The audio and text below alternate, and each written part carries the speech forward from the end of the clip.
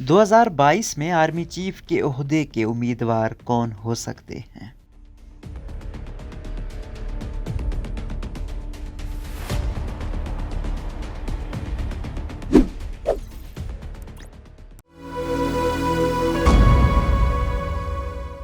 Army chief general Qamar Javed Bajwa को नवंबर 2019 में 3 साल की तौसीह दी गई थी, जिसके बाद अब आइंदा बरस 29 नवंबर 2022 को उनके ओहदे की मुद्दत मुकम्मल हो जाएगी। जनरल बाजवा को तौसीह देने की उस वक्त वजह इलाकाई सिक्योरिटी हालात बताए गए थे। उस वक्त भारत का कश्मीर की खसूसी हैसियत ख़त्म करना और अमरीका और तालिबान के दरमियान मुज़ाकरात अहम इलाकाई तब्दीलियाँ थी, जिनको वजह बनाकर ये फैसला किया गया। 2022 में इस खित्ते में सिक्योरिटी सूरत हाल क्या होगी, अभी कुछ कहना कबल अज़ वक्त होगा, लेकिन नए फौजी सरबराह के बारे में कयास आराइयाँ ISI के सरबराह की तैनाती के साथ ही शुरू हो गई थी। नए आर्मी चीफ की तैनाती के लिए सीनियरिटी फहरिस्त में मुख्तलिफ नाम हैं। इंडिपेंडेंट उर्दू के मालूमात के मुताबिक जुलाई में लेफ्टिनेंट जनरल मुअज़्ज़म एजाज अपने ओहदे से रिटायर हो जाएंगे। वो इस वक्त GHQ में इंजीनियर इन चीफ के तौर पर फ़राइज़ सर अंजाम दे रहे हैं। इसके बाद सीनियरिटी फहरिस्त में 6 लेफ्टिनेंट जनरल्स हैं, जिन्होंने 30 सितंबर 2022 को रिटायर होना है। उन 6 में से 4 लेफ्टिनेंट जनरल्स 30 सितंबर को ही रिटायर होंगे, जबकि तकनीकी तब्दीली की वजह से लेफ्टिनेंट जनरल वसीम अशरफ 11 नवंबर को रिटायर होंगे। इसके अलावा लेफ्टिनेंट जनरल आसिम मुनीर अहमद, जो पहले कोर कमांडर गुजरांवाला और अब हाल ही में क्वार्टर मास्टर जनरल के ओहदे पर तैनात हुए हैं, उनके ओहदे से रिटायरमेंट 30 सितंबर को थी, लेकिन कुछ तकनीकी तब्दीली और ताखीर से उनको 3 स्टार का रैंक 27 नवंबर 2018 में लगाया गया, जिसकी वजह से अब तकनीकी तौर पर उनके ओहदे की मुद्दत 27 नवंबर 2022 को मुकम्मल होगी। लेफ्टिनेंट जनरल आसिम मुनीर को सितंबर 2018 में मेजर जनरल से लेफ्टिनेंट जनरल के ओहदे पर तरक्की दी गई। उस वक्त वो डायरेक्टर जनरल मिलिट्री इंटेलिजेंस थे, जबकि 25 अक्टूबर को उन्हें DGISI तैनात कर दिया गया था। वो 16 जून 2019 तक इस ओहदे पर रहे, जिनकी जगह बाद में लेफ्टिनेंट जनरल फैज हमीद ने ले ली। अस्करी ज़राए ने नाम ना जाहिर करने की शर्त पर इंडिपेंडेंट उर्दू की नामानिगार को बताया कि आर्मी चीफ की सीनियरिटी फहरिस्त में लेफ्टिनेंट जनरल आसिम मुनीर का नाम भी आ सकता है, क्योंकि जब आइंदा बरस नवंबर के पहले हफ्ते में मौजूदा army chief general Qamar Javed Bajwa की जानिब से बजरिया वजारत दिफा नाम भिजवाए जाएंगे, उस वक्त की सीनियरिटी लिस्ट में लेफ्टिनेंट जनरल आसिम मुनीर पहले नंबर पर होंगे, क्योंकि उनकी रिटायरमेंट 27 नवंबर है। इस मामले का दिलचस्प पहलू ये है कि general Asim Munir army chief की तरफ से नाम भेजने के वक्त तो अहल होंगे, लेकिन अगर उनको मुंतखब किया जाता है तो उनकी मुद्दत मुलाजमत 3 दिन पहले ही खत्म हो जाएगी। नए आर्मी चीफ के नाम भिजवाने का तरीकाकार क्या है?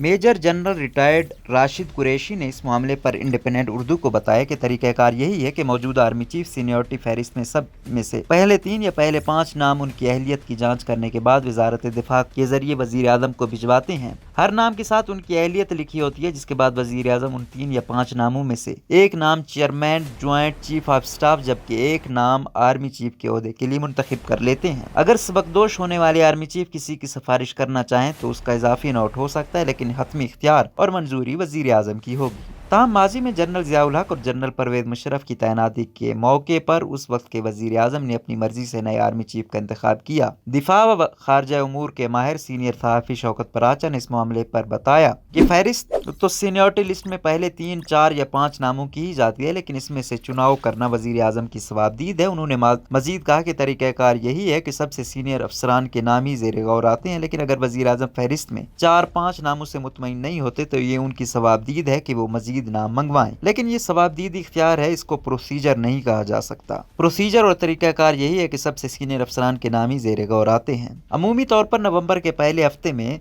नाम वजीर आजम ऑफिस भेजे जाते हैं, जिसके बाद मुतवक्की तौर पर 25 या 26 नवंबर तक एलामिया जारी होता है। सीनियरिटी फहरिस्त में कौन से नाम हैं? अस्करी ज़राए के मुताबिक सीनियरिटी के लिहाज से पहले नंबर पर लेफ्टिनेंट जनरल आसिम मुनीर अहमद और दूसरे पर core commander Rawalpindi lieutenant general Sahir Shamshad हैं। तीसरे नंबर पर लेफ्टिनेंट जनरल अजहर अब्बास, जो इस वक्त चीफ ऑफ जनरल स्टाफ तैनात थे। चौथे नंबर पर लेफ्टिनेंट जनरल नौमान महमूद, जो पहले कोर कमांडर पेशावर तैनात थे और हाल ही में उनको नेशनल डिफेंस यूनिवर्सिटी में सदर के ओहदे पर तैनात किया गया है। 5वें नंबर पर लेफ्टिनेंट जनरल फैज हमीद, जो इस वक्त कोर कमांडर पेशावर हैं। عسکری عہدیدار کے مطابق اگر لیفٹیننٹ جنرل عاصم منیر کے رینکس وقت پر لگتے اور ستمبر میں ریٹائرمنٹ ہوتی تو لیفٹیننٹ جنرل فیض حمید سینیورٹی لسٹ میں چوتھے نمبر پر تھے، لیکن تکنیکی تبدیلی کی وجہ سے یہ نئی صورتحال پیدا ہو گئی ہے۔ آرمی چیف کے لیے کور کمانڈر کی مدت۔ یہاں یہ سوال بھی پیدا ہوتا ہے کہ جب آرمی چیف کے لیے نام بھجوائے جائیں گے تو کیا اس وقت کور کمانڈ کرنے کے 1 سال کی مدت پوری ہونا ضروری ہے؟ ذرائع نے تصدیق کی کہ پہلے صرف یہ ضروری تھا کہ آرمی چیف بننے کے لیے کور کمانڈ کرنا لازم تھا، لیکن مدت واضح نہیں تھی۔ لیکن حال ہی میں army chief general Qamar Javed Bajwa نے رولز میں ترامیم کرتے ہوئے واضح کر دیا ہے کہ آرمی چیف کی اہلیت کے لیے کم از کم 1 سال کی کور کمانڈ کرنا لازمی ہے۔ انہوں نے لیفٹیننٹ جنرل فیض حمید کے حوالے سے سوال پوچھنے پر بتایا کہ جس وقت نام بھیجے جائیں گے اس وقت 1 سال سے 1-2 ہفتے کم بھی پڑ جائیں تو فرق نہیں پڑے گا، کیونکہ لازم یہ ہے کہ جب آرمی چیف کی تعیناتی کا اعلان کیا جائے